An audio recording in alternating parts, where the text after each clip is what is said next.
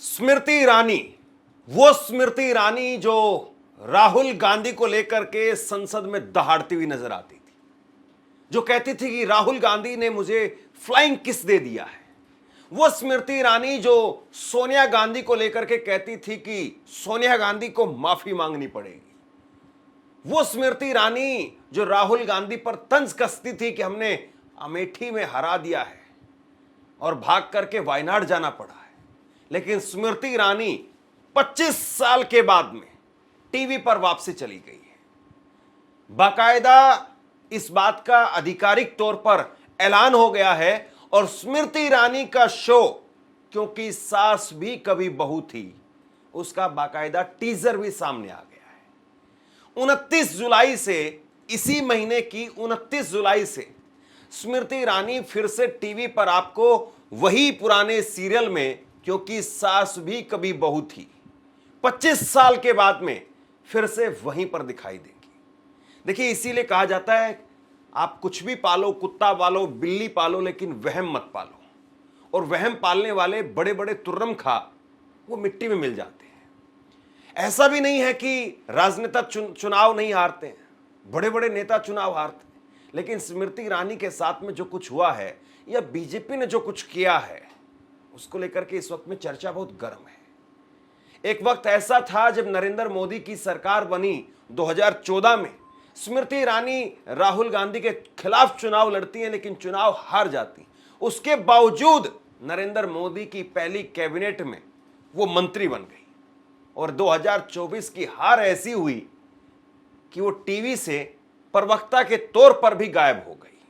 यानी स्मृति ईरानी एक बहुत पॉपुलर फेस, बहुत तेज तर्रार प्रवक्ता, नेता, लेकिन पता नहीं क्या हुआ, कैसे हुआ कि टीवी पर भी उनको प्रवक्ता के तौर पर या पार्टी का स्टैंड रखने के लिए प्रेस कॉन्फ्रेंस में बहुत कम मौकों पर, या यूं कहें कि ना के बराबर मौकों पर उनको देखा गया। अब स्मृति ईरानी वापसी आ गई है टीवी सीरियल में। यही वो जगह है जहां से स्मृति ईरानी की शुरुआत हुई थी। अब सवाल इस बात का है कि क्या स्मृति ईरानी यहां पर एक बार फिर से अपने आप को, अपनी लोकप्रियता को फिर से चरम पर लेकर के जाएंगी, एक सुपर डुपर हिट फिर से वो शो देंगी टीवी पर, जिस तरीके से उनका 2000 से लेकर के और 2008 तक उनका शो चला था, 8 साल तक। उसके बाद वो बीजेपी में शामिल हो गई और फिर बाकी की कहानी आगे मैं आपको बताऊंगा। तो क्या स्मृति ईरानी फिर से उसी अंदाज में, उसी लय में दिखाई देंगी, या वो जमाना बदल गया साहब, वो ऑडियंस बदल गई जो स्मृति ईरानी को देखती थी, वो लोग बदल गए हैं। अब वो लोग रहे भी नहीं हैं, रहे नहीं इन द सेंस कि जो लोग उस वक्त में टीवी देखते थे उनकी आज पसंद बदल गई है। आज ओटीटी का जमाना आ गया है, आज वेब सीरीज चलती हैं, आज लोग यूट्यूब पर अलग अलग वीडियोस देखते हैं। और जो उस वक्त में स्मृति ईरानी को देखने वाली महिलाएं थी, वो आज तकरीबन वो वृद्ध अवस्था में आ गई हैं। यानी आजकल वो भजन सुन रही होंगी, जो उस वक्त में स्मृति ईरानी को देखती थी, वो आजकल भजन कीर्तन सुनती होंगी, अपने बच्चों को, अपने नाती पोतों को देख रही होंगी। तो स्मृति ईरानी को देखेगा कौन? क्या स्मृति ईरानी को नई जो ऑडियंस है या नई जो बहुएं हैं, 18-20 साल की, 25-30 साल की जो नई बहुएं हैं, वो देखेंगी स्मृति ईरानी को, पसंद करेंगी? स्मृति ईरानी की खुद की उम्र बदल गई है। हालांकि टीवी में मेकअप से सब कुछ बदल दिया जाता है, लेकिन सवाल बहुत बड़ा है कि राजनीति में आप आई, आप एक्टर थी, वहां से नेता बनी, नेता से मंत्री बनी और मंत्री से फिर से एक्टर बन रही है। तो क्या जो पॉलिटिक्स में आपने हासिल किया, फिर उसके बाद में एक डाउनफॉल आपका देखने को मिला, तो अब आप टीवी पर कामयाब होंगी या टीवी पर भी फ्लॉप हो जाएंगी? और अगर टीवी पर भी फ्लॉप हो गई तो फिर स्मृति ईरानी का क्या होगा? 2019 में स्मृति ईरानी ने राहुल गांधी को 55,000 वोटों से हराया और स्मृति ईरानी ने तहलका मचा दिया। स्मृति ईरानी, ये कहा जाता है कि उसके बाद में इतने अहंकार में आ गई कि किसी से सीधे मुंह बात नहीं करती थी। कोई पत्रकार अगर सवाल करता तो स्मृति ईरानी कहती थी कि तुम्हारे मालिक से बात करूंगी, और उसके बाद में पता चलता था कि उसकी नौकरी नहीं रही। एक ऐसा ही वाकया अमेठी में हुआ था, जहां पर दैनिक भास्कर के एक स्टिंगर ने कुछ सवाल पूछ लिए थे स्मृति ईरानी से, वो इतना भड़क गई थी और उसके बाद में दैनिक भास्कर ने पल्ला झाड़ लिया था उस रिपोर्टर से, उस स्टिंगर से। ये तक कहते था कि ये हमारा आदमी नहीं है। आप सोचिए कि एक मंत्री की, एक नेता की क्या पावर होती है कि एक अखबार अपने स्टिंगर से पल्ला झाड़ लेता है। हालांकि स्मृति ईरानी से ही लोगों ने पल्ला झाड़ लिया और किशोरीलाल शर्मा ने 55,000 वोटों से जब स्मृति ईरानी 2019 में जीती थी, उसको डबल करके सूद समेत वापसी लौटाया और 1,06,000 वोटों से किशोरीलाल शर्मा।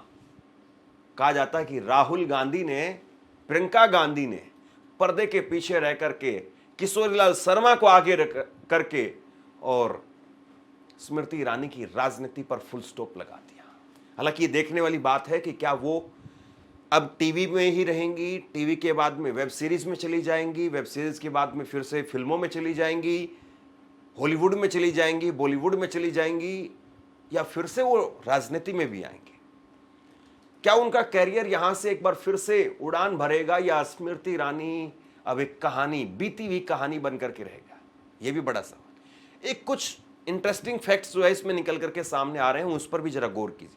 जरा ये देखिए आप, स्मृति ईरानी का जो शो आ रहा है उसकी टैगलाइन आप देखिए, वही टैगलाइन है, क्योंकि सास भी कभी बहू थी।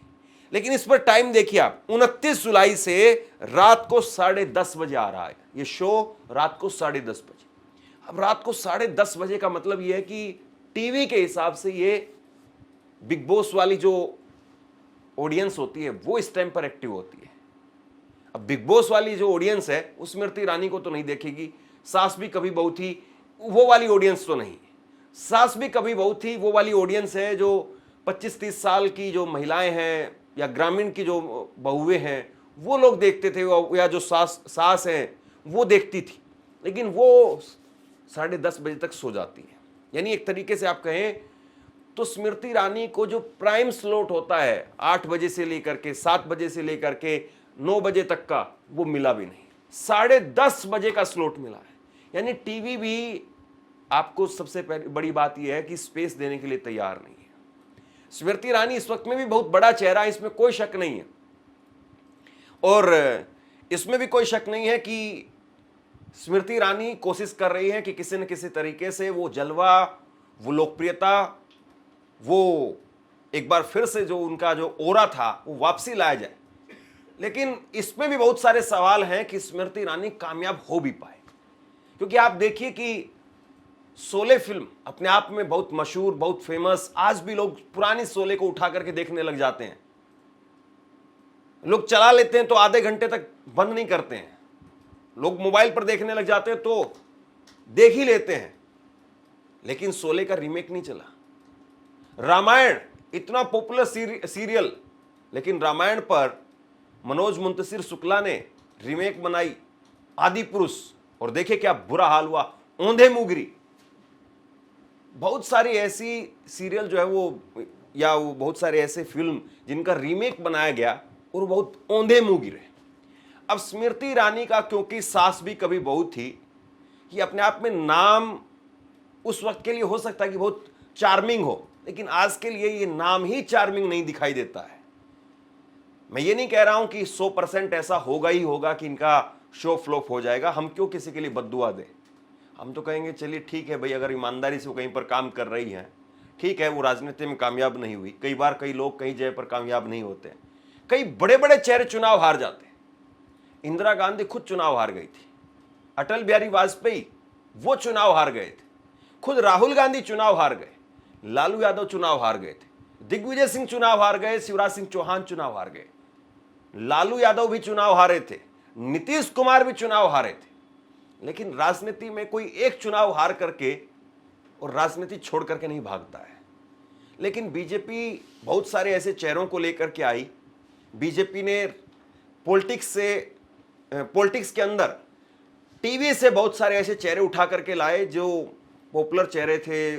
कोशिश की कि उनके सहारे हम फिर से एक बार नई ऑडियंस को लेकर के आए, लेकिन वो लोग उतना स्पेस नहीं बना पाए।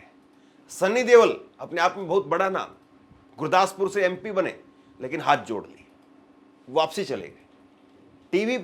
टीवी के अंदर यानी फिल्मों में फिर से वापसी चले गए, लेकिन फिल्म उनकी निकल करके सामने आई, अभी एक फिल्म आई थी हाल में उनकी, वो फिल्म भी कोई खास हिट नहीं रही। ऐसे ही विनोद खन्ना उसी गुरदासपुर से आए थे, चल नहीं पाए, राजनीति नहीं कर पाए। धर्मेंद्र खुद बीकानेर से सांसद बने लेकिन चल नहीं पाए। हेमा मालिनी ठीक है जीत रही है, लेकिन सब जानते हैं मोदी के नाम पर वोट है। और उसके साथ साथ में अगर आप देखें तो और कई सारे नाम है। आजकल हाल में बात करें कंगना रनौत, बड़े लचर उनके बयान इधर उधर रहते हैं और लगता नहीं कि वो रिपीट कर पाएंगी। गौतम गंभीर एक बड़ा नाम क्रिकेटर, नहीं चल पाए। ऐसे बड़े बड़े चेहरे आते हैं, कुछ टाइम के लिए ठहरते हैं, फिर उसके बाद में वापसी चले जाते हैं। जो लोग छात्र राजनीति से निकल करके आते हैं, हालांकि स्मृति ईरानी के लिए ये नहीं कहा जा सकता कि वो एकदम से 2014 में या 2019 में आई थी और उसके बाद में चली गई वापसी। उन्होंने एक लंबा टाइम बिताया राजनीति में, लेकिन एक हार जो पहली बड़ी हार है, पहले उनकी हार हुई वो चांदनी चौक में भी हारी कपिल सिब्बल के सामने, वो राहुल गांधी के सामने 2014 में हारी अमेठी में, लेकिन 2019 में उन्होंने राहुल गांधी को हरा दिया।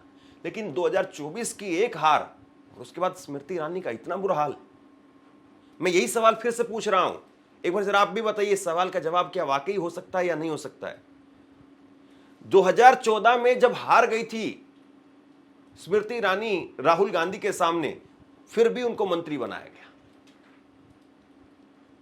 लेकिन 2019 में जब वो जीती मंत्री बनी, लेकिन 2024 में जब वो हारी तो मंत्री तो छोड़िए, उनको सांसद भी, राज्यसभा सांसद भी कहीं से नहीं बनाया गया। और उस दूसरी बड़ी बात ही, सारी बातें भी छोड़ दीजिए आप, टीवी से ही गायब कर दी गई। मतलब कहीं पर पार्टी का कोई बड़ा प्रोग्राम हो, कहीं पर भी सार्वजनिक तौर पर उनकी कोई उपस्थिति दिखाई नहीं देती है, बहुत कम, ना के बराबर। तो ये अपने आप में बताता है कि बीजेपी ने कैसे स्मृति ईरानी को छोड़ सा दिया है। अब मैं ये नहीं कह रहा हूं या स्मृति ईरानी यहां से संन्यास ले लेगी क्या, ये सवाल वैसे बन रहा है, लोग सोशल मीडिया पर पूछ रहे हैं कि क्या वो संन्यास ले लेंगी। लेकिन स्मृति ईरानी अब क्या वापसी आ पाएंगी या फिर या टीवी पर भी पिट गई, टीवी पर भी चेहरा नहीं चला, तो फिर उनके लिए रास्ते राजनीति के भी बंद हो जाएंगे। हालांकि वैसे राजनेता कभी भी कहीं से भी खड़े हो जाते हैं, दोबारा खड़े हो जाते हैं, दोबारा एक चुनाव जो है वो आता है, चुनाव में जीत जाते हैं और फिर उसके बाद में फिर उनकी गाड़ी चल पड़ती है। लेकिन स्मृति ईरानी ऐसा लग रहा है कि उनको बड़ा धक्का सा लगा है।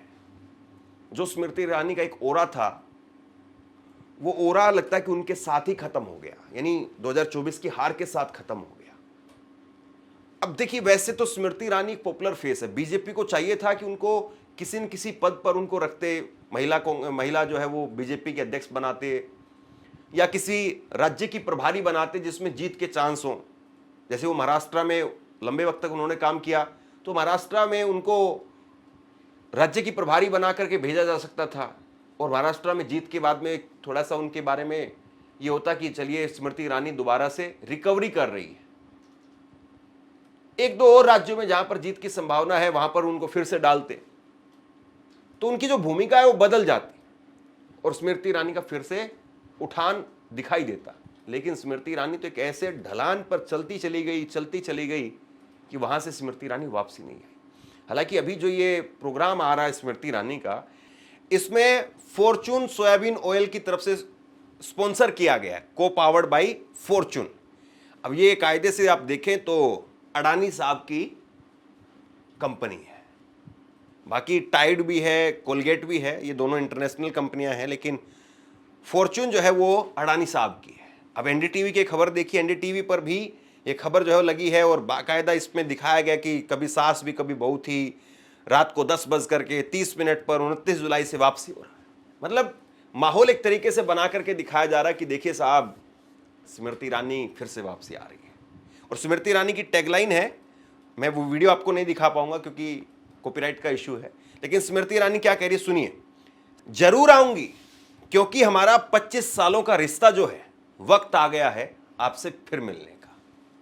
ये जो टैगलाइन है, एक तरीके से स्मृति ईरानी ने कोशिश की कि दोबारा से अपने उन्हीं दर्शकों को छुआ जाए, उन्हीं दर्शकों को याद दिलाया जाए कि देखिए भैया 25 साल पहले मैं आपका एंटरटेनमेंट करते थे, लेकिन आप बताइए कि 25 साल बाद में, 25 साल पहले आप जो टीवी सीरियल देख रहे थे, क्या फिर से उसी टीवी सीरियल को आप उठा करके देखेंगे?